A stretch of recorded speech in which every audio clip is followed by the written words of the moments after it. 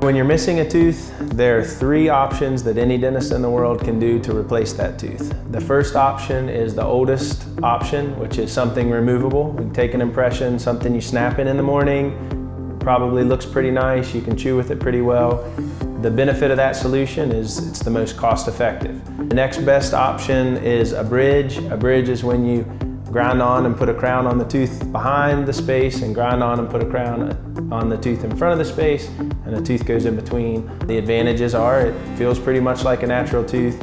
The disadvantage of a bridge is that in maybe 7-10 years, there's a very good chance that one of the teeth holding that bridge up is going to have some sort of an issue.